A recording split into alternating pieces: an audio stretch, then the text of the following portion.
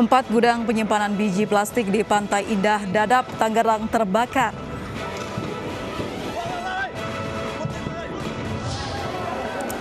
Tangis keluarga pecah saat jenazah anggota BRIMOB yang gugur dalam tugas pecah saat jenazah tiba di kampung halamannya.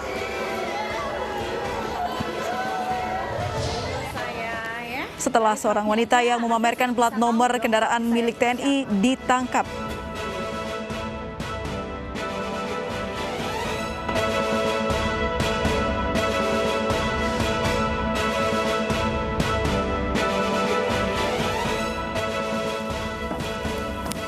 Halo pemirsa, selamat malam. Terdakwa kepengurusan fatwa Mahkamah Agung dan Red Notice, Joko Chandra menilai dirinya sebagai korban yang seharusnya dituntut bebas atas kasus yang menjeratnya. Bersama saya, Aprilia Putri, inilah Ayus Malam selengkapnya.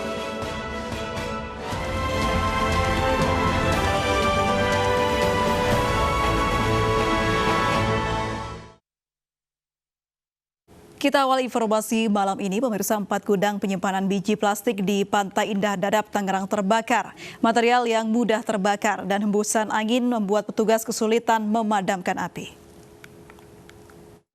Sangat besar sekali.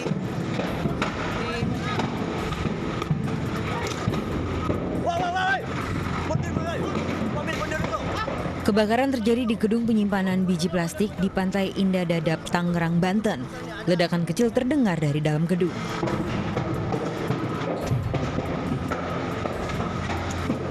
Angin kencang dan banyaknya bahan mudah terbakar membuat api meluas hingga menghanguskan 4 gudang.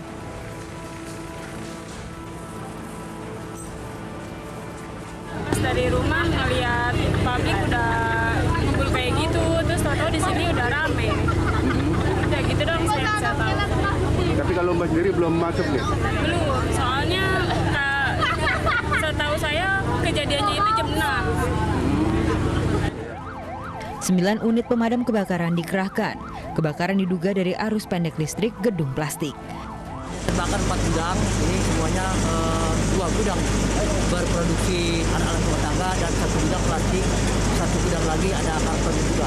Menurut informasi berawal dari kebakaran itu dari mana nih? Dari gudang yang mana itu? Ini belum dipastikan, kami belum bisa mengetahui dari mana gudang itu mulai terbakar, namun kami pas nyampe ke sini api sudah besar. Tidak ada korban jiwa dalam kejadian ini, tetapi kerugian diperkirakan miliaran rupiah. Dari Tangerang, Banten, Hasna Nugraha, iNews melaporkan. Pemirsa, diduga tergesa-gesa hendak ke rumah nasabah, seorang karyawan bank swasta di Probolinggo tertabrak kereta api di lintasan tanpa palang pintu. Kerasnya tabrakan membuat korban terlempar hingga 5 meter dan meninggal di tempat kejadian.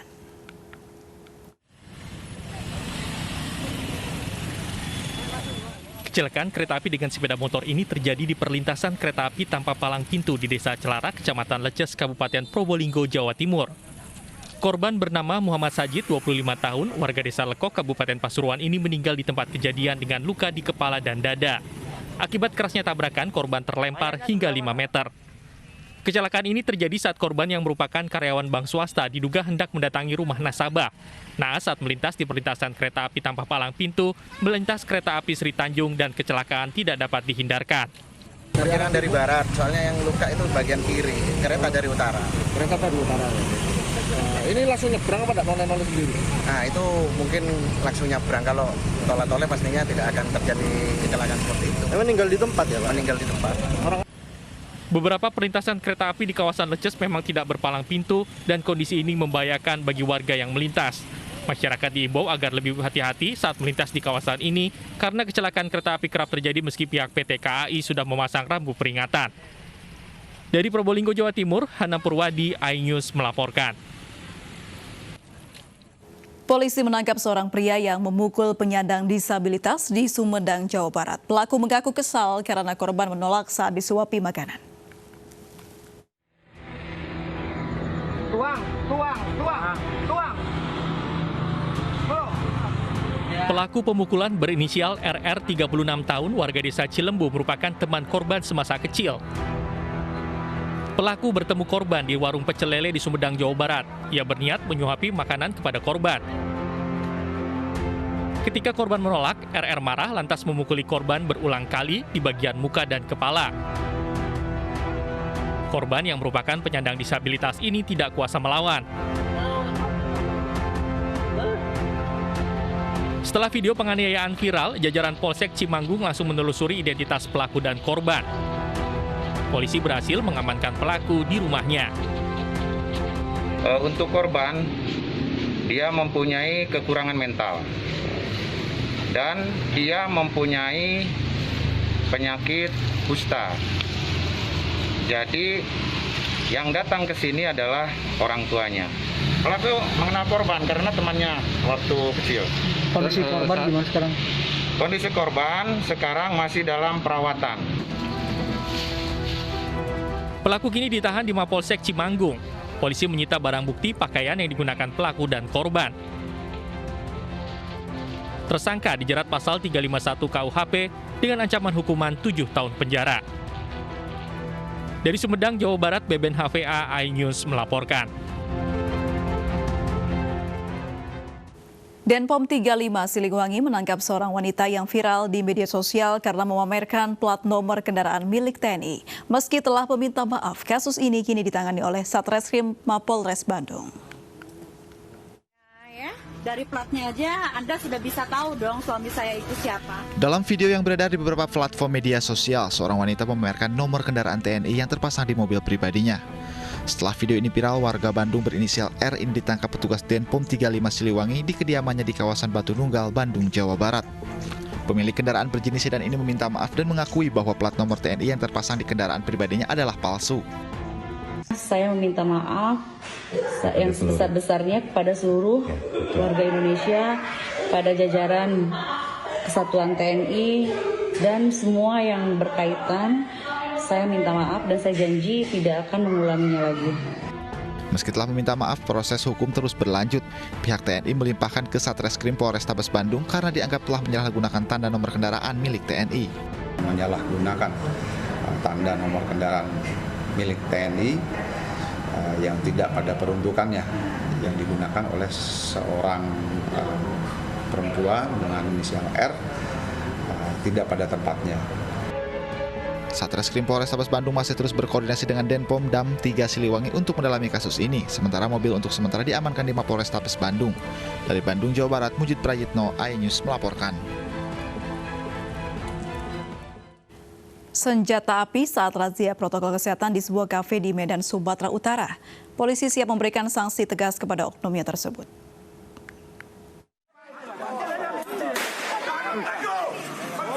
Inilah video yang merekam aksi koboi seorang oknum polisi lalu lintas berinisial MT yang meletuskan senjata api di areal parkir sebuah kafe di Medan, Sumatera Utara.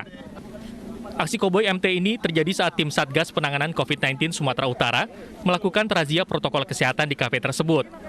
Namun saat Satgas meminta kepada pengunjung kafe untuk membubarkan diri, oknum polisi MT mendadak mengeluarkan senjata api miliknya dan meletuskannya sebanyak 2 kali di tengah keramaian. Saat ini MT sudah diproses dan ditahan. Penyidik Propam juga menyita senjata api milik pelaku. Ya, yang di Binsa itu sudah ditangani dan sudah proses. Anggota tersebut sudah dilakukan penahanan oleh Propam Polres Binjai. Untuk mencegah hal serupa, Polda Sumatera Utara menginstruksikan masing-masing pimpinan satuan kepolisian memantau tingkah laku serta meningkatkan pengawasan penggunaan senjata para personilnya. Dari Medan, Sumatera Utara, Aminur Rashid, iNews melaporkan. Pemirsa, tangis keluarga dari anggota Brimob yang gugur dalam tugas pecah saat jenazah tiba di kampung halamannya di Kolaka Utara, Sulawesi Tenggara. Bribtu Herlis gugur dalam kontak senjata dengan kelompok Mujahidin Indonesia Timur di Poso.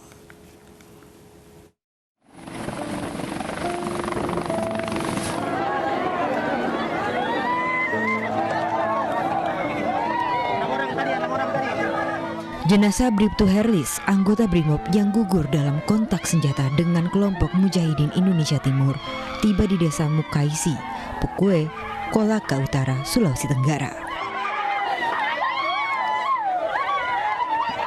Keluarga korban menangis saat melihat peti jenazah Bribtu Herlis dibawa ke mobil jenazah.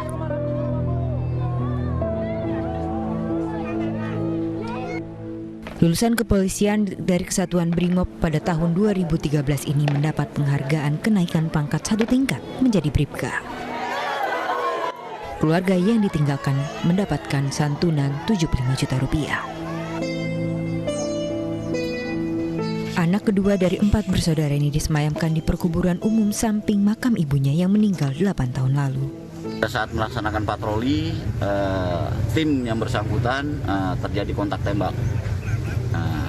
Dan tembakan mengenai korban dan korban meninggal dunia pada kontak tembak tersebut. Kontak tembak terjadi pada Rabu sore pukul 15 waktu Indonesia Tengah antara pasukan Mandagoraya dan Mujahidin Indonesia Timur. Saat terjadi, Bribka Herlis tertembak di bagian dada. Kini tim Mandagoraya masih mengejar kelompok MIT.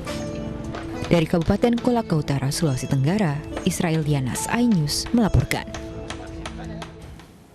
Penyelundupan ratusan telepon seluler ilegal senilai 1,5 miliar di Surabaya, Jawa Timur digagalkan. Sesaat lagi di iNews Malam.